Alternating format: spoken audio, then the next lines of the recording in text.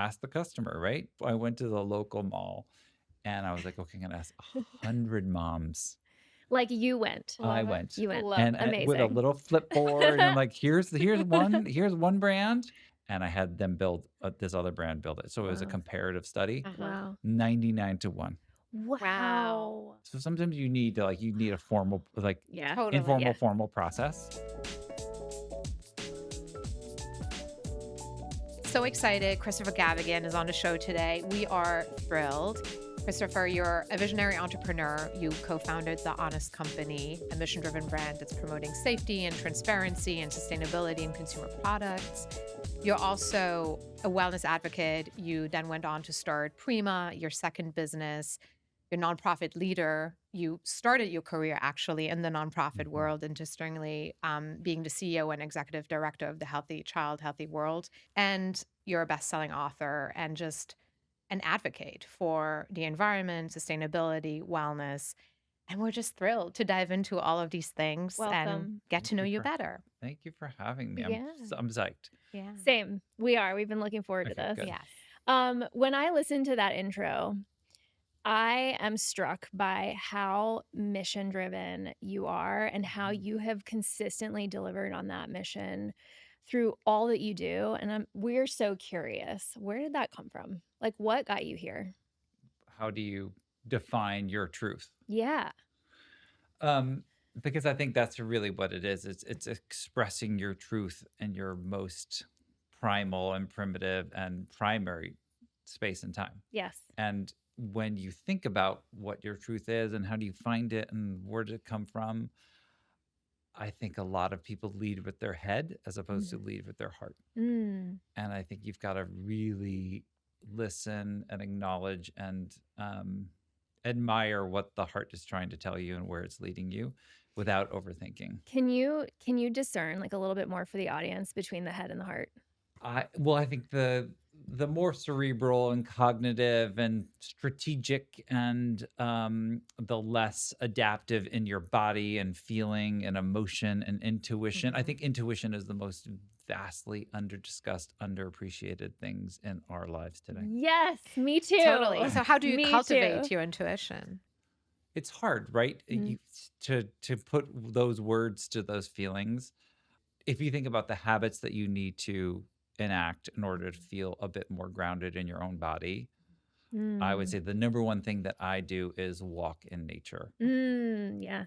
And so if I'm walking at a consistent but not overly aggressive pace, and if I'm experiencing some serenity in a natural environment, I find that my heart and the calling from within is most clear and precise. Interesting. And so I believe that action and that engagement, and then when you invite special people or people of meaning in that very intimate setting, for me it would be the equivalent of an institution like church. Interesting. So Yeah. where do you find what space and what time and what habit or action are you doing that you find yourself to be most clear and most alive? Love that. How did you figure out that it was walking in nature for you? It started at a very, very young age. So when I was 8 years old, we moved up from Long Island to coastal Connecticut. And so we lived in the woods in this small town called Clinton, Connecticut. And we lived on 5 acres in front of this sweet little stream, this woodland creek. And I was one of 4 boys. I'm number 3. And so we were out there in the middle of this stunning natural setting, and where I found solace and safety and somewhat of quiet in the chaos of being, in this larger family, not always stable family. What I found was this place gave me a place to a refuge and also a place to explore and find myself. And I felt most comfortable there. And that came at a young age. And so I feel incredibly honored and blessed that happened so early for me. So interesting that you were able to tap into that so early. Were there examples in your family? Were your parents modeling anything like that, or Not did you at just all. decide? Wow. Okay, interesting. Tell us Okay. more Not about at all. that. So it was just the opposite. So much that my father would be like, "We're gonna keep our lawn green, and we're gonna spray it with ChemLawn." Oh That's my literally the truck gosh. pulled Oh up to my our yard Oh gosh. gosh. and sprayed chemical fertilizer. Uh-huh. And So it yeah, scary. it's so scary. So It turned scary. bright green in Oh 2 days, god. and then again, this piece of lawn was on a pitch that went right down to the river, and then within a week, you saw fish floating there dead, and I was like, "What in the world just happened?" Wow. And the fact that you made that connection So at that yeah, age. so Yeah, yeah. we were appalled and shocked, and I was like, "This you will never do that again." Yeah. Wow. So I always felt that it was my duty and my responsibility to take care of that piece of land, Mhm. and I Mm. Wow. loved doing that. Mm. And so that would have been the first stone in the water that would create a ripple of, okay, what am I going to do, and how am I going to care for, and what am I going to do, who am I going to touch from a brand and life and just life work perspective. So do you think that like I mean, because what I hear is somebody who, was incredibly tapped in from a young age, Mhm. listening to their surroundings, listening to nature, and listening to themselves, most importantly. Mhm. Do you think that I mean, what do you believe about consciousness, the nature of consciousness, and do you think you came in this way, like for a reason? That's a great question. My belief in the world of consciousness, particularly to how you enact and engage in some type of a purpose driven mindset in this world of what are you here to do, and Yeah. what is your impact here in the here and now. Yeah. I I go back to that word duty. I really feel like it is a deep calling and a Mhm. deep responsibility within me, Mhm. and then I must. It's not a, oh, it'd be nice to. Mhm. Uh-huh. It's a must. Mhm. And I believe that everyone has a deep responsibility to do something. And my father would often say, who are you in service of? Mm. Interesting. What was your dad doing, and what were your parents My doing? my Yeah. father was in retail, Okay. so he would be commuting back and forth Uh-huh. to at the time Saks Fifth Avenue and Gimbals. Oh, wow. Yeah. Interesting. What was he doing for those companies? He was on the operation side, so on the Okay. buying and operation side of things. But Okay. he loved the Interesting. consumer and loved the, like, Yeah. you're in service of Ah. the customer. Yeah. So I heard that a Yeah, lot. yeah. And then you pair that with Irish Catholic family and going to Catholic schools and Mhm. parochial schools, that I felt that I there was okay, I needed to understand who was I in service of, and how was I helping, and what is my role, and in both community and connection, and also at some point you learn you're good at things, and I felt like I was good at both the communication side of things and then understanding where some of the needs set in the science side. I love science, and I love really the activation of telling a better story that's a little bit clearer and sharper and more actionable. And so how do you pair that with great science and rigor around real data, particularly around human health? And I also had a grandfather, another part of that story of how I found that piece of intercalling around, like, do your work, do it for the world and humanity as well as our natural surroundings. But then my grandfather was, I mean, he was a 70-year-old, 80-year-old who was doing sprints and running and Wow. eating healthfully and being so mindful and conscious of his body. Uh-huh. Mhm. And he would tell the story of, like, no, we are what we eat, and we are what we eat eats. Wow. And so I was like, whoa, whoa, whoa, Where did that that is come that, where Wow. from? did that Yeah, come Before his from? that's time. so Yeah. Before interesting. his Yeah. time. Yeah. Fascinating. And so he was a fit, engaged human when it came to his own physical Uh-huh. well-being. And so I was fascinated by that. So you pair that with some athletic prowess and opportunities when I was Uh-huh. young and successes. And so that really fueled me, and combining all of that, for me, it all came together in college. I went to college at UC Santa Barbara. Yeah. So University of California, Santa Barbara, the environmental sciences program, particularly, is a multidisciplinary program that took the world of social sciences and hard sciences as well as natural or ecological Mhm. sciences, and brought those all together. And then you Wow. bring on humanities and comms and social sciences. So it felt like this very rich liberal arts education, particularly around all these things colliding and then colliding with the human body and our human physiology. Sure. And so that felt I got an opportunity to both explore that and study that, Yeah. and it all came together in a really sharp way for me there. But this is another like, there's another insight here where you had this, like, self-awareness to not only understand your values and what was meaningful to you very deeply, but also you were looking at your skill set and, like, the things you love doing Yep. and pairing that together. I find that incredibly rare, when you're especially, like, before college. Yeah. And I find that, like, incredibly, like, self-introspective, and I think that's something that, like, I wish that I had, like, early days. I mean, Yeah. I knew I wanted to pursue fashion, and I knew that, like, I loved being doing creative pursuits and working with my hands Yep. and, working towards, like, a big goal and a big vision. But, um, but I feel like that's one of those things that people these days often, like, they miss. They skip over those things, and I wonder, like, for, like, when you're going into your business pursuits, like, Yep. how do you are you always bringing it back there? Are you always sort of like is this the place that you start from? Where do you start from? I would say I would have started from a place that would be willing to everyone's like fail fast and fail often. I for me it wasn't about failure. It was more about learning as much as I possibly could and being diverse in that Mm, learning. mhm. And I also had a father, speaking of him previously, where he would have said, "You're going to have 7 stops along your journey as your career," and so take what you can from that one and be okay with Yeah, it's nice. not linear, it's It's spiral. Mhm, very mhm, entrepreneurial to It's say it. very, yeah. Yeah. And so I would mm, hear that from him saying, "Oh, it's okay to like jump in there for 3 years and then mhm, leave." mhm. Right. And that gave me a That's cool. it really allowed for a level of permission and permissibility Yeah, that I don't think as a young person, especially I have 4 kids, and yeah. I'm continually telling them that same story because kids Uh-huh. they're told they're bred in this society where like, no, what are you gonna do and what are you gonna learn? Program. I've Right. got a son as a junior in high school, and people are like, what are you gonna go study? I'm like, what are you, Luke? You don't have to.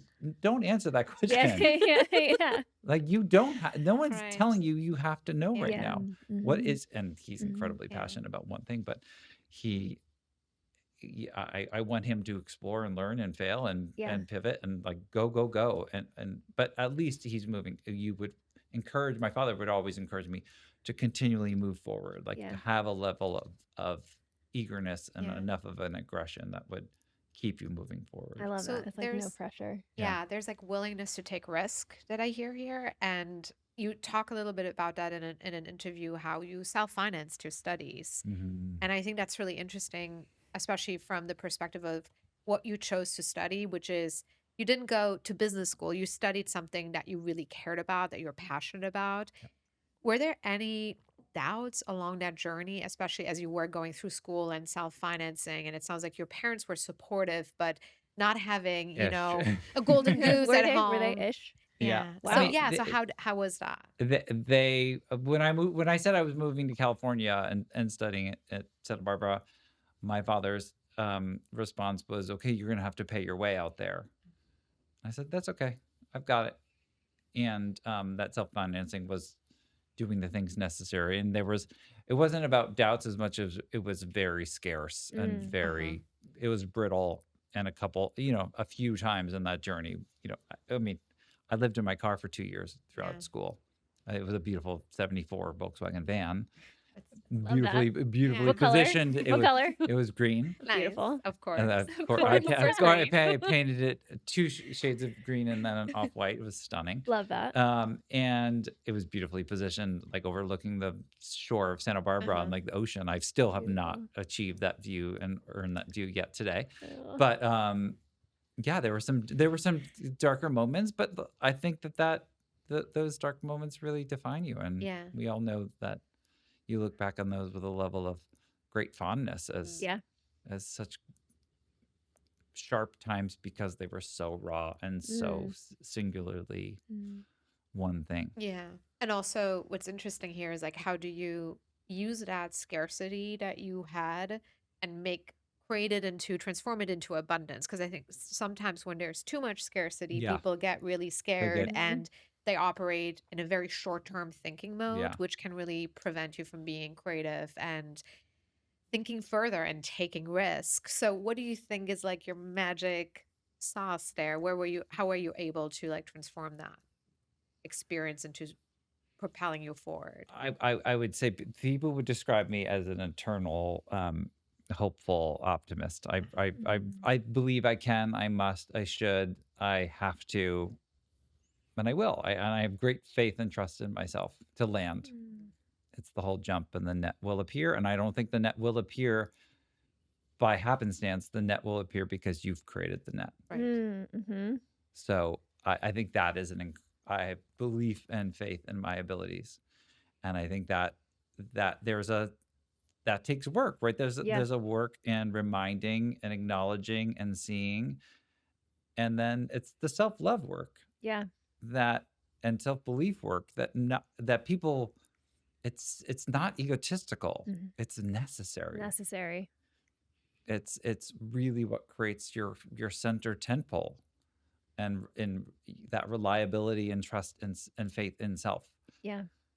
and often goes unacknowledged.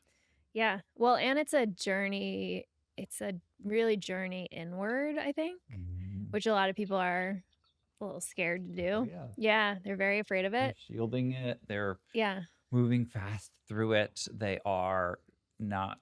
Um, they might not. They might. It might be the softer work that Yeah. feels not important. Yes. I Um, saw something today that said, a friend of mine posted, said the level of your level of growth potential is directly correlated to the amount of truth that you're willing to experience with yourself, or mm, how real you're able to get with yourself. there. These conversations I have with myself, and three of the words I say to myself early in the morning are all about softening Mm. and accepting, Mhm. and then releasing. Mm. Like what are you softening to? What are you accepting about the reality in yourself? And then what are you releasing that's not serving you? Love that. And so that work can be uncomfortable for some folks. Yeah. But on the other side of it, what have you found? I have found that it sharpens my resolve Mm. around these core truths in my life, particularly around family and my commitment to humanity and the environment and my practices and health and how I care for my body, and then what I want to be doing, who I want Yeah. to be impacting most. Yeah. And what about in terms of ideas and creativity?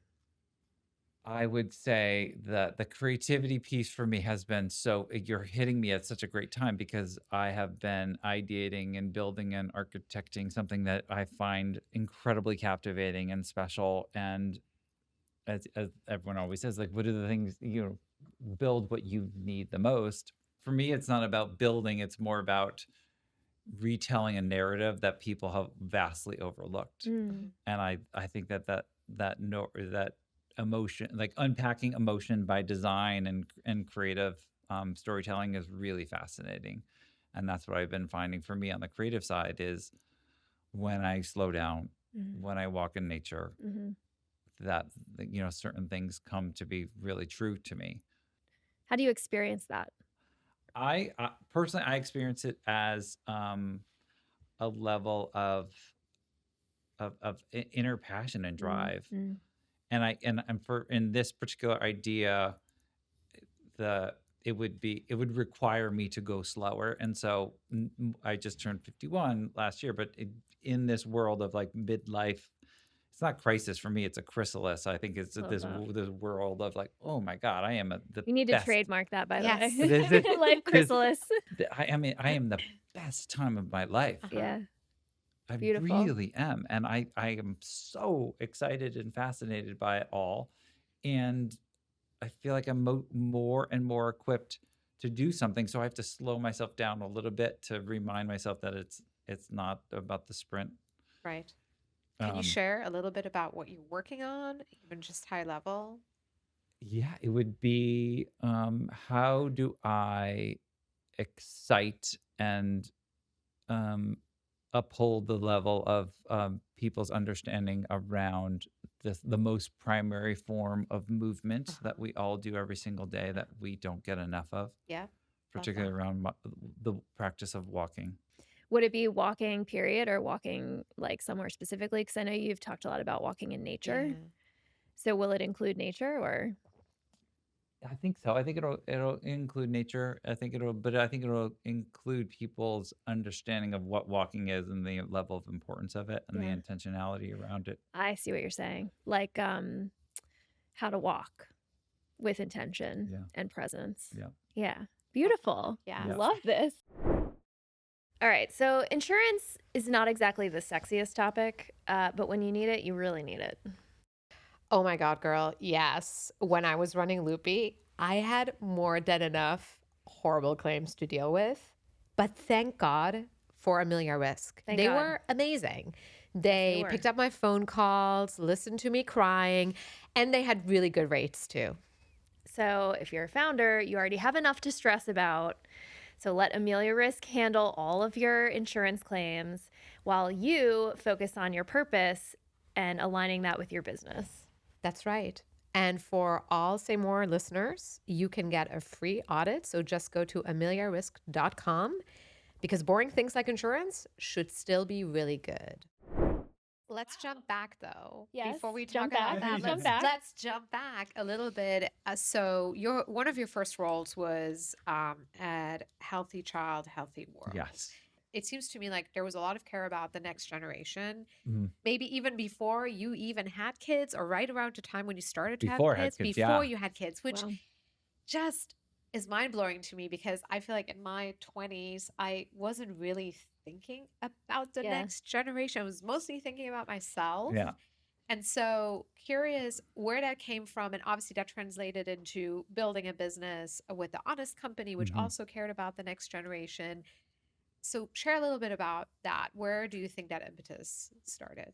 I would say that would be directly in line with your own intuition of what you're good at. Uh-huh. Hmm. And intuitively, I knew this and I was able to put words to it later in my life, but it's not about following your passion. It's really about following what you're good at. Yeah. Uh-huh. And the Interesting. what I'm good at would be always, I love children and I love kids. And it always lit me up. I Aw. always was engaged as a young person, as babysitting and helping and engagement and my big family and like Yeah. so it always felt so good to me and it's incredibly natural. Mhm. Right out of college in Santa Barbara, I went up to the Santa Cruz Mountains. I worked at an outdoor science camp and school there, and I That's was very cool. really great at doing that.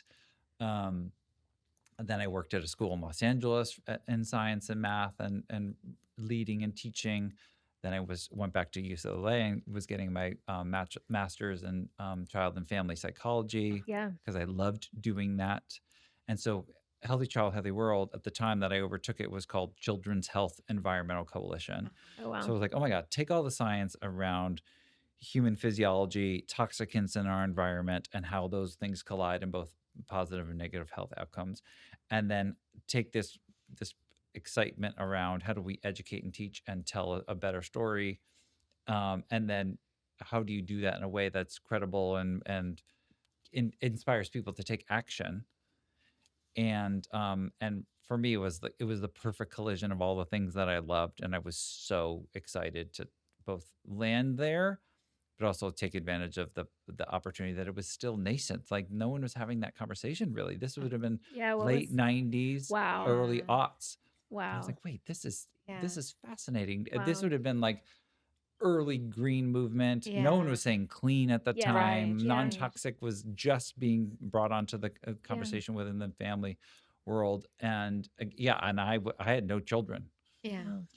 And so I happened to work with Michael Cronin and his wife Karen, and they were funded by an incredible woman who said, "You've got a brand problem here. I know a Mm. lot about brand, and this guy's the brand expert in Berkeley, Oh, and I wow. will give you $150,000, and you're going to work with him for a year, and you're Mm. going to rebrand this organization." Mm. And so his creative spark and genius around brand with a big B was unbelievably Wow. empowering and exciting for me Yeah. to watch that creative architecture and those business philosophies and brand principles built underneath this NGO. Yeah. And we changed the name to Healthy Child, Yeah. Healthy World.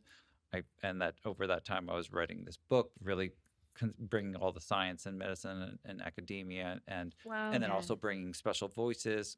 Michelle Obama, Barack hasn't even announced, but you're Wow. coming in. Yeah. Gwyneth before Goop. Wow. All these Love great it. doctors. Yeah. It was incredibly. So how do we coalesce a community around Yeah. activism and engagement? Yeah. So Wow. interesting how there was such an interesting mix here between academia, I almost want to say, and business from Yeah. the start, because that was going to be one of my next questions is like, I think a lot of people are really passionate and really knowledgeable and really academic about something, but it's not easy to translate that into business. And I feel like you kind of made that jump Yeah, pretty I made the jump seamlessly. and I was led along the journey with Michael and Karen, thankfully, and their creative mindset around business philosophies and principles Yeah. and core fundamentals was, I mean, that was its own master's education for me. So I was incredible because I don't have a traditional business pedigree. Yeah. Right. Yeah. Yeah. Right. So I was always the guy who's like, okay, what does the consumer say? What does the visual architecture and Yeah. system say? Yeah. How do we build in great brand communications principles? Like, what are we Yeah. teaching and Yeah. telling and showcasing? And to this day, I was just got out of a meeting with a entrepreneur that you both know very well. And she's like, "What don't you do well?" I was like, "I don't like looking at P&Ls. Like I don't like that. I Yeah. can do it. Totally. Yeah. But it's That's not. not what I Yeah. want to be doing." Yeah. Yeah. Yeah. Do you feel like one question I often have is like when it comes to making an impact, and I think about that so much in my own work also, and when I was building Loopy, like is the for-profit route the better route versus the nonprofit Yeah. That's a route? It's a great great question. question. Yeah. I often feel like I'm going to go back to the world of NGOs Yeah. over time. Yeah. Say more about that. But building architecting Honest for 2.5 years, I built it with the principles of this. We're going to operate this thing as if it was an NGO. Yeah. Like Very this cool. is a mission driven. We have a Impactful. charter, and we're Yeah. going to commit to that. And oh yes, we'll layer on this hybrid model of commerce. Right. Yep. But it's connection and context and communication and all the things that we need to teach about, and then commerce will come. And Like Patagonia, right? I mean, there oh, yeah, are I mean, incredible brands. so that during have my done- journey, I yeah. did work with Patagonia Nice. and No Yvonne. way. Of course. Yeah. That's So amazing. when I was teaching at this school in Los Angeles and going to UCLA, nights and week, like 2 times a week, and on Saturdays and Sundays, I worked for Patagonia in the Santa Monica store. So I opened No up that way. store Wow. close enough to Ventura. So I worked there for 18 months and saw, like, from within Yeah. Yeah. how you can use business as I mean, their words, as that force for Yeah. good, and that force for change, and that force for also, like, this is our path. Like, y'all go on your other paths. Yeah. We're an independent path, and this is Yeah. where Yeah. we're going. And it was just, I loved how audacious it was, Hmm. and it was like committed to the core and rebels inside. They were like, no, this is what we're doing, and I don't care what the street says or investors say, because we don't have investors. We don't need Yeah. them. Yeah. Yeah. Oh, it's so It was amazing. yet- so amazing. So amazing. And yet I still feel like there's always a need for compromise in business. Oh, for sure. And like one thing I remember when I launched Loopy, I was like, we're only gonna use compostable wrappers before I knew anything about packaging. Hmm. And then I was like, oh, well, all the options are one, way more expensive than plastic, and two, they only preserve the product for 6 months. So now I can't Yeah, even shelf sell this stability was- product. yeah. In retail. And it was very humbling to realize that like these principles that I had and I was personally attached to, I couldn't really translate them into a reasonable business. So I'm curious, when you think about making these compromises in business, like where are the hard lines? Like where are you willing to like move because the impact is still greater and the benefit is still greater than the Yes. trade-off? And where is like, no, this is It's a my good hard question. line. Yeah, it's the question of when you put your head on your pillow at night, where do you feel like you've made the right Yeah, choices and not? exactly. And I think that idea of no compromises is not real. Yeah. Yeah. You have, I mean, life is a bunch of Yeah. compromises, Yeah. right? I want to be with my kids, but I'm here now because I want to be Yeah. here. And this is the most important thing right now. And thank Yeah. you for doing that. Of course, I'm so happy. It's all about compromise. And so, how do you evaluate those compromises? And then where do you ebb and flow across the journey? And for me, one would describe me, particularly in the Honest Company, as that that person who had that North Star mentality Yeah. and had a hard time with those compromises. And then when push comes to shove, how are you going to have that dialogue where you're committed to your vision and plans, and you understand that there are certain consequences along the way, Yeah. Yeah. and that's hard. Those are decisions and conversations that this is that's the world of business. It's not friendly in all Yeah. respects. How did you make those decisions? Like, was there a process behind it? Was there just intuition?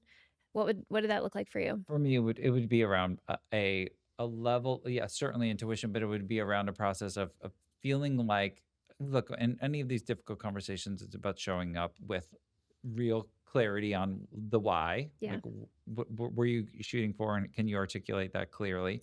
But then also having the data to back it up. Yeah.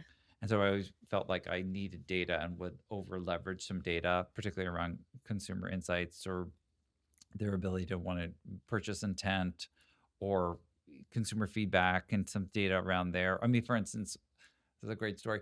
So when building the brand at the Honest Company, one of my business partners thought they had a great idea and had a designer over some nights and weekends prior to the work that I was like, I'm going to go to a small brand group. They're awesome. I know them really well. $15,000 to build the visual architecture, which is a steal, as you Yes. guys would Yeah. know. Yeah. And the person was like, no, I've got this person. They're going to try it and check it out. And I was like, okay, sure. It was not great. Mm. And I knew it. Mhm. And I continued to try to articulate that, and it didn't land. And so you've got to ask the customer, right? And so Totally. I went to the local mall, and I was like, okay, I'm gonna ask 100 moms. Like you went. I Love it. went, You went. Love and it. with a Amazing. little flipboard, and like here's one brand, and then I over a long weekend, or it was over Labor Day weekend, I spent that $15,000, and I had them build this other brand build it. So it was a Wow. comparative study, Uh-huh. Wow. 99 to 1. Wow. Wow. Mhm. Yeah. So sometimes you need a formal, like, Yeah. Totally. informal Yeah. formal process. Yeah. Yeah. Some of these decisions that go against your vision, particularly around alignment, around ethos and values, and Yeah. you have to get some real data Yeah. to Yeah. convince, because most people, especially in the world of business and Yeah. Once there's Yeah. numbers. traditionalists, Yeah. once there's Doesn't- numbers associated yeah. with it, Yeah. it gets to be sharper. Yeah. Yeah. And I think now more than ever, data is so leverageable and accessible. I've heard you talk about that before, like building trust through logic, data, and like a deep commitment to self-truth. Yeah. That's how you build trust. Yeah. And Yeah, the I loved and the that. self-truth is consistent over time. Yeah.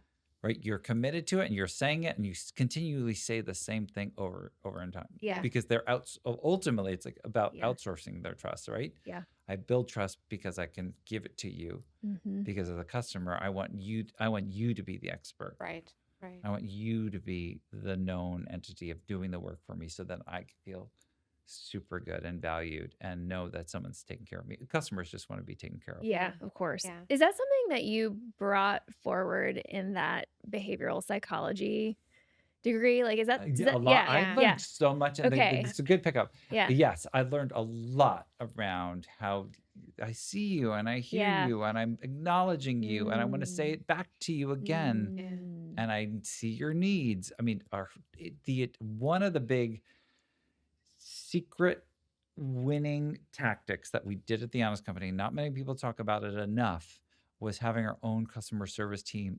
internal. Right. Nice. Yeah. Right. And so this would have been at its heyday over 100 people, but it probably, we had over, I would say 30, 40, 50 people, young Wow. professionals, Yeah. rolling calls, Yeah. live chats, email. So it Wow. was a listening engine. Yeah. And I Yeah. would jump on phone calls. Yeah, this is Christopher, the founder. No, it's not. Okay, let's FaceTime. And like people are like, what?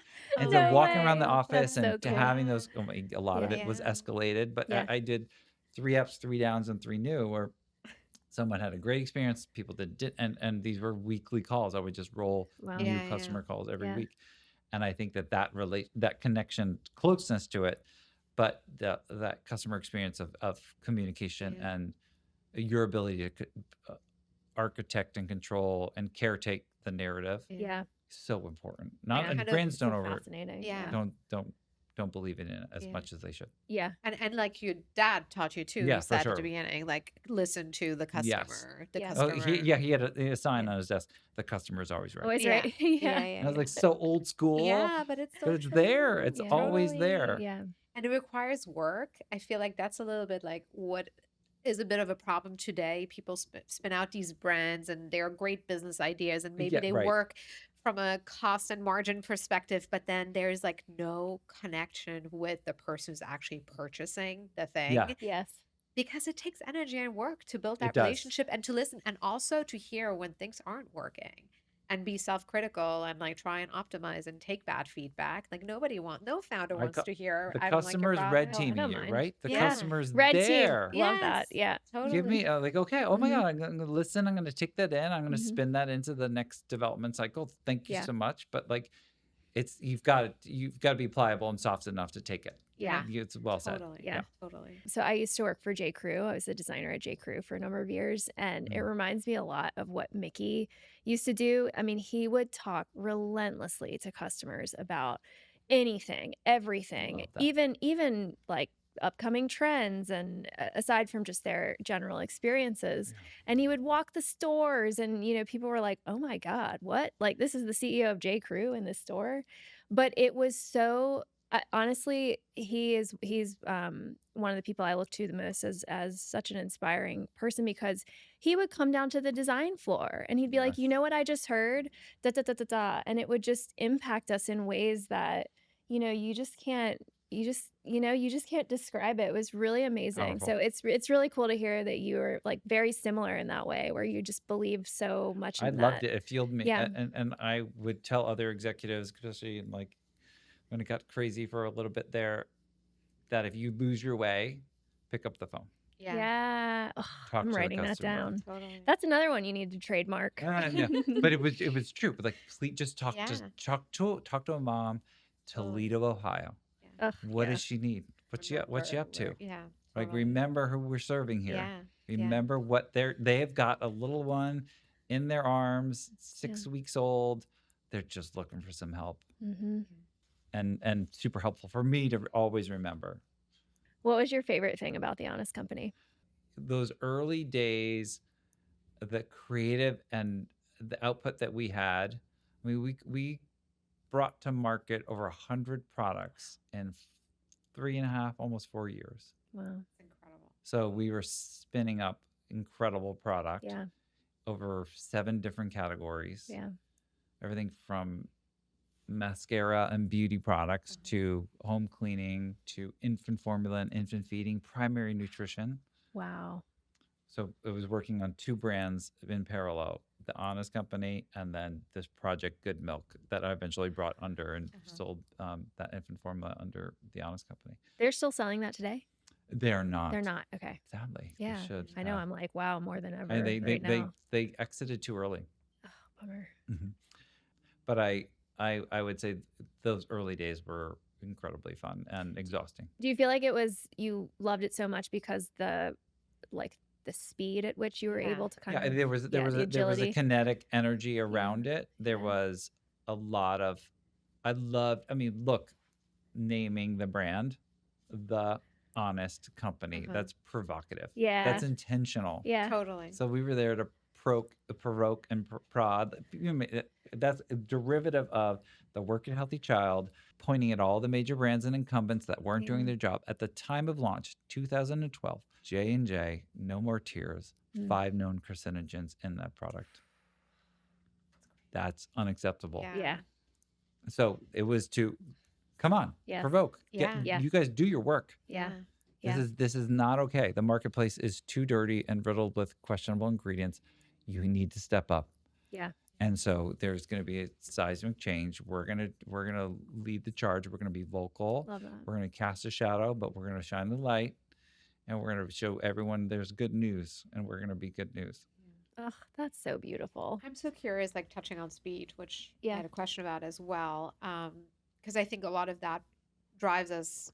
If we're entrepreneurial, we love that energy, especially Yeah. at the early stage when you get stuff off the ground and you start Yeah. getting feedback, and it's a little bit addictive. Not a little bit, it's very addictive to like get this positive feedback loop and want to run and race. And I've spent my entire career working for startups before I started a business. I like love that energy.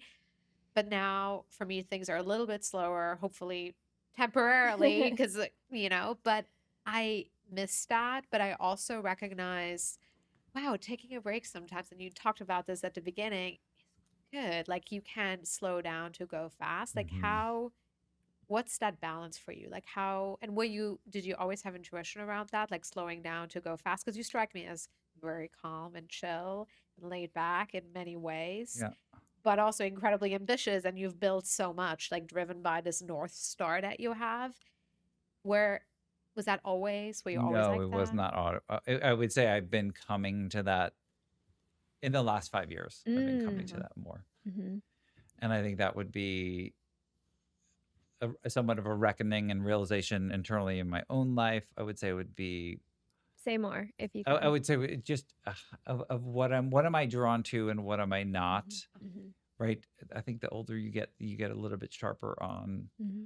releasing some of the people pleasing and Hmm. Totally. Yeah. The stuff that the doesn't really things that serve don't you. really serve Yeah. me. Yeah. External And validation and yeah. exactly, well said. And then watching my children unfold and at such a remarkably fast speed grow in front of my eyes, and me feeling like I'm gonna miss it. Mm. Yeah. And so I need to redirect and remain focused on them and this time. And then the commentary of the slowing down is a great, it strips away the noise, Mm. and you get really focused on what is really meaningful and matters most. If you listen and Yes. you explore and you do the work, What does that mean I for the audience? yeah, for me the doing the work would be feeling you're doing your own self exploration. You're Yeah. doing enough journaling. You might have Yes. Love you journaling. might have some people that you talk to. Yeah. On Do the you automatic write or do you just journal? I automatic write. Yeah, Amazing. so Can we talk about that? sure. On Say More, we've discovered that the best ideas rarely come when you're distracted, uncomfortable, and not fully present in your body. It's nearly impossible to hear that inner voice when you're wrestling with your clothes, especially ones that are made of plastic and that don't breathe. By the way, 60% of today's clothing is made from plastic. That's why I founded The Big Favorite, super soft, 100% Pima cotton tees, underwear, and other essentials for men and women. They're simple, well made, and designed for fit and comfort, sure to become a new favorite, so you can focus on the things that matter, like letting a good idea hit. Shop basics and underwear at thebigfavorite.com and use SayMore15 for 15% off your first purchase. Can you explain what automatic writing is? I would just say I have a free form of expression that when it comes out, it comes in, hits the paper, and it releases and it showcases a lot. Yeah, And then sometimes I will tear that up and release it to the world because I no amazing. longer need it. Or sometimes I will keep it in a journal. You open the channel and you flow on the page. Exactly. And Yeah. you're not thinking. You're not thinking. Yeah. You try not to think. You Yeah. just allow it to come out. Yeah. And so I find amazing that the practice. most often it comes out for me is in the morning. Yeah. So I wake up early and then I walk over to this room and I stretch and I connect with my body and my breath. And I've got both standard and non-standard practices that I do. And one of those things would be I would write it out. Have you ever read American Cosmic? No. Great book. I won't go into that now, but I'll say that there's a person in this book who talks about spiritual protocols and like eating clean, drinking a lot of water, doing meditation, sitting in the sun. Like, do you find that some of those practices open you up more? And do you feel like you're connecting with something else outside of yourself when you are journaling like that? I would say it's not outside of myself. I would say it's deep within myself if I had an Mhm. orientation on it. Mhm. And then I would say those practices, I find that if, for instance, this past couple of weeks, I haven't been sleeping well. Mm.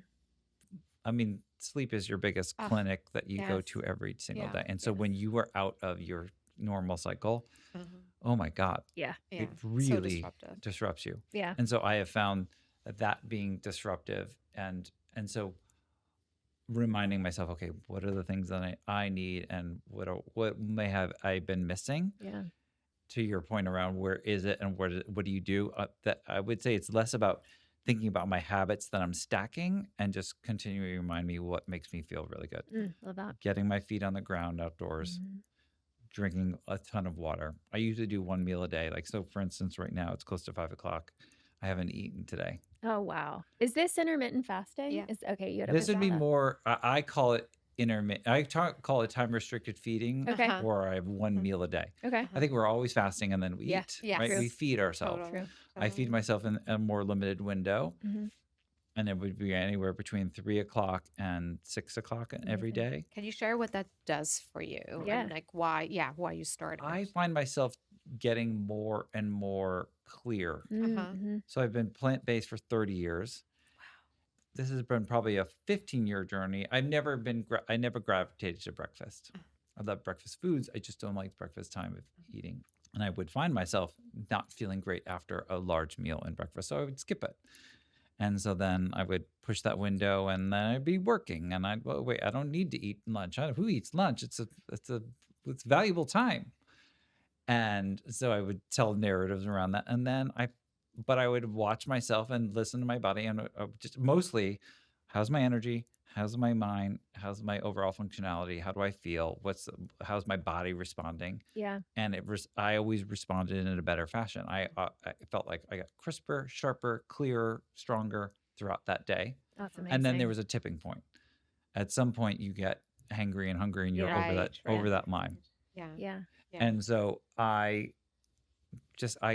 find that I can modulate. I've had long extended fast. I've had long extended dry fast. I've done quite a bit of Uh-huh. those protocols. So my body is adept to being able to manage a Uh-huh. lot of fluidity in those areas. It sounds like truly you are giving your body space to tell you what it needs. Yes. I think so often we don't listen to our bodies Yeah. enough. No. And And I we think numb it Oh, with we things. numb it so and we disconnected from Yeah. our bodies. Yeah. everything. Yeah. We're just all up here. For sure. If you could kind of bring it into I mean, we're not a very tactical podcast. We don't love talking about the tactics, but I think it's valuable for the audience to know, like, why is this so important? Like, I mean, it's kind of obvious, but For me, metabolic health is, and how you manage your own cellular biology through your own daily habits. Yeah. How do you look at someone's health? You look at their daily habits. yeah. And Mhm. so, what are your daily habits, and how are you caring your body? Like, to Yeah. your point, how pure is your water, Mhm. and how much are you drinking? Mhm. How much sleep are you getting? Mhm. How much time are you spending in motion outdoors? Mhm. Like, if you just look at those three levels of metrics, and then what's the quality of food that you're Food. Yeah. eating? Yeah. And then that final one, who are you socializing with? Right. Yeah. Right.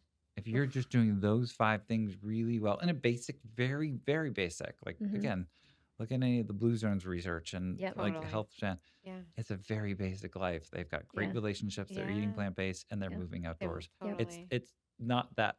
It's not. I'm not going to say it's not that hard, but But it Yeah. is it's so a It's little simple. intentional and Yeah. simple and it's primal. Yeah.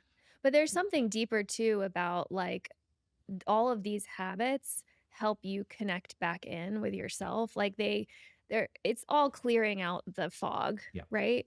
And it's helping you to connect back in with that intuition. Yeah. Yeah. Yeah. And then helping you run businesses better and focus on the priorities and yeah. If you are, it's kind of, you put your oxygen mask on first. yeah. Yes. Yeah. Yeah. You are taking care of your body, then you can go do so many.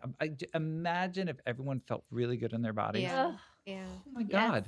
Yes. Seriously, you feel Yeah. good. You feel Yeah. empowered. You feel Yeah. loved. You feel Totally. strong. Yeah. what are you going to do now? Yeah, you have Totally. the energy to Change build a the family world. or a Yeah. business Like, or all yeah. Yeah. of it. Yeah. A big challenge is like this. We've trained humans to just be so in the short term and Yes. in terms of like instant gratification, right? I feel like everything you're describing does not, yes, it has some immediate results, but really the results are compounding over time. Mhm. And then at some point, it's not an effort anymore. It's just who you are. But you need a little bit of repetition for you to get there. And I think we've just been so trained to instant addictive gratification when it comes to the content that we consume, when Yeah. it comes to the food that we consume. Yes, it's making us feel really bad in the long term, but in the short term, in that very moment when Yeah. we eat the chips or when we scroll on Instagram or TikTok, it's like we get this Mhm. like, you know, Hormone hit. And yeah, yeah. and it's I'm like, how do we move away from that? I know this is a big Yeah, loaded that's a question, but big like I loaded mean, I don't want existential. to consume all this crap, this like Mhm. fast food content. Like I don't want to constantly be bombarded with that because it's actually not letting me connect with myself. Yeah. And so how in a Yeah. world like this where it's This everywhere? and this is why I think the going slower and primitive and more Yeah. primal Mhm. is rebellious. Right. It's Yes. Totally. contrarian to the point where it's like Yes. rebellion and you're Totally. an Yes. activist. Yeah. Yeah. If you Yeah. go out and take a walk, Yeah. Yes. like, oh my God, that's amazing. Right. Yes. Like, sign me up for that. Yes. Yes. Yeah. Yes. And so yes, I totally agree with you. Yeah. And this idea that if you are so in the immediate and head down in the moment, which we all want to feel like Yeah. we are, but if we're not architecting and if you're not in control of that moment, then life will pass you by Yeah. Yeah. so quickly. So, would love to jump because I feel like it's so related to you being a dad and having four kids. Like Mhm. how do you how does that translate in the way you're parenting? And how much do you let your kids realize this on their own versus telling Oh them, my gosh, yeah. this is it. I've Well, done it. Yeah, yeah. Well, exactly. I would say, look, kids. Every parent would tell you, kids are not listening; they're watching. Right. And so So I want to true. believe that. I believe that, and I hold that as a core truth, and I experience that every single day.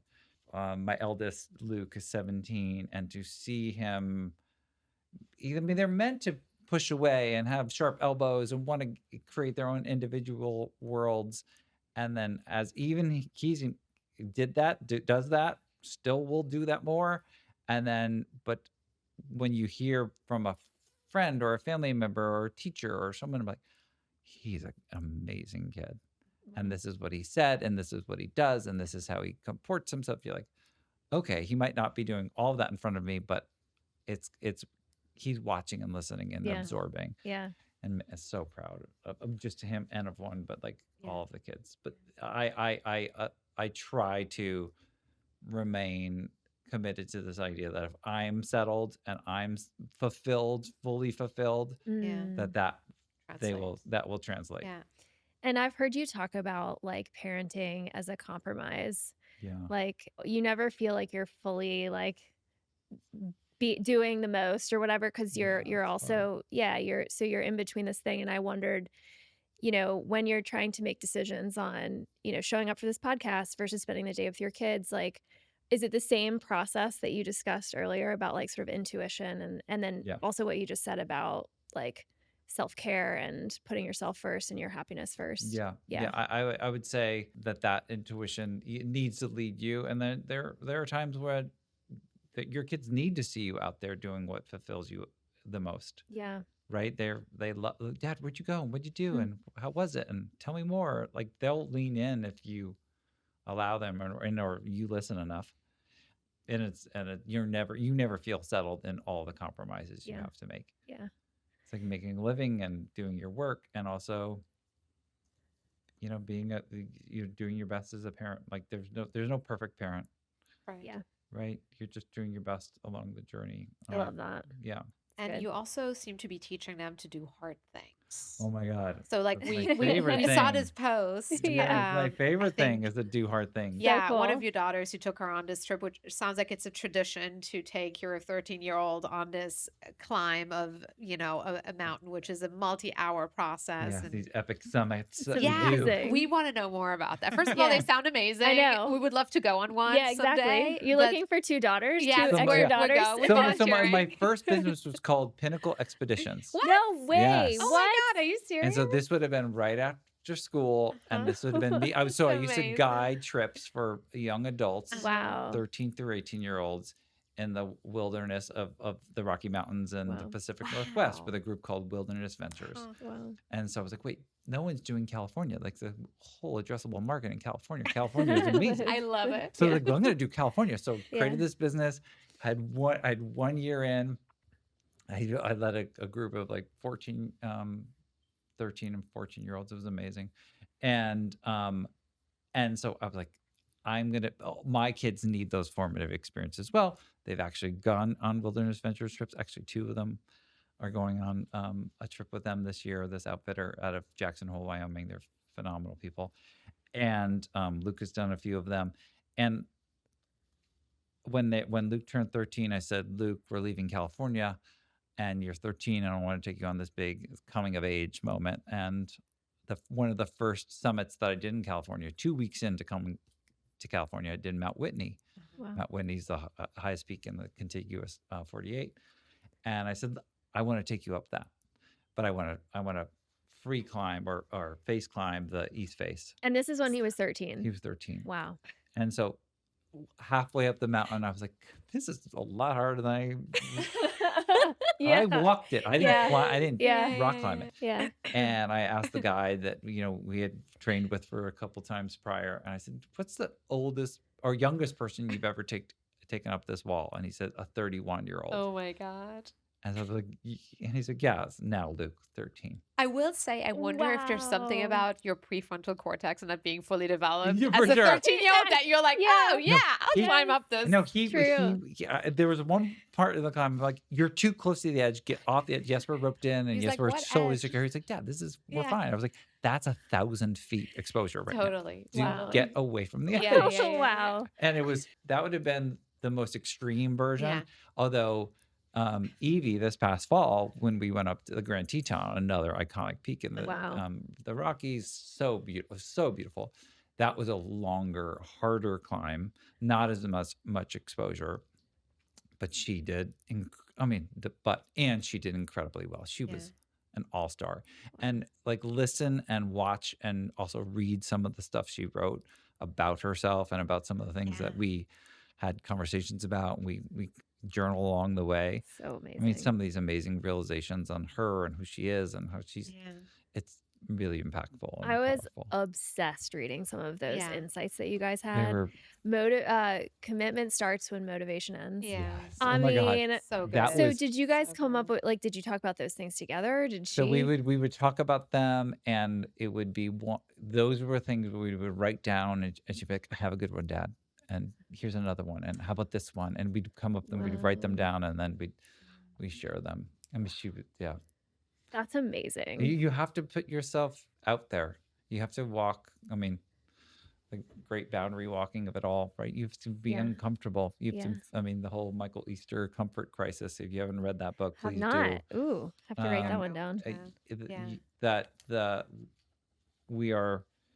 We gravitate to comfort, but the good stress and the stress that will put you into not peril, but enough will put you in a place where you're physically and emotionally and spiritually compromising, Yeah. and you're on the edge. That is where growth happens, because you Yeah. have to go slow and you have to get primal and you have to be in the moment. I mean, especially when you're on the wall rock climbing and you're Yeah.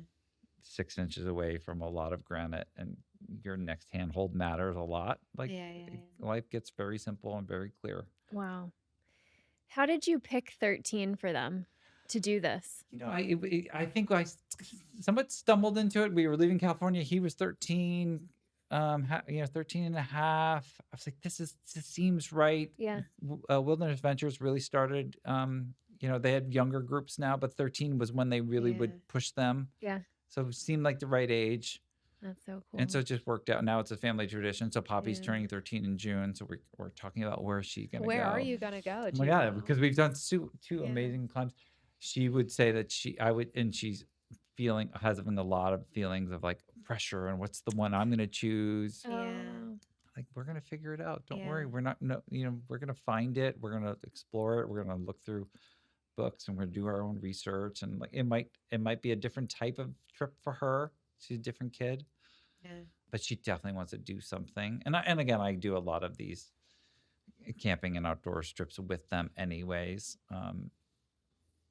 But they would know that it would be a very big threshold moment for them. Wow. I think it's so, I feel like doing something like that, something physical, again, you're so connected to yourself as a human.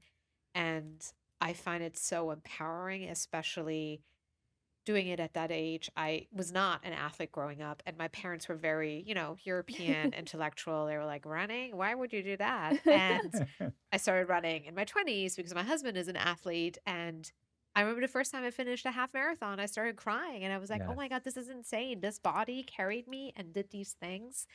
And I think it's so important to do that early on because Yeah. I think it really sets your mind up in the right way Yes. where you can do hard things and also you cultivate gratitude. I Yes. think that's a big one where I'm Wow. like, wow, this is like this human thing, this vessel is so So competent true. and can do Wow. so many things.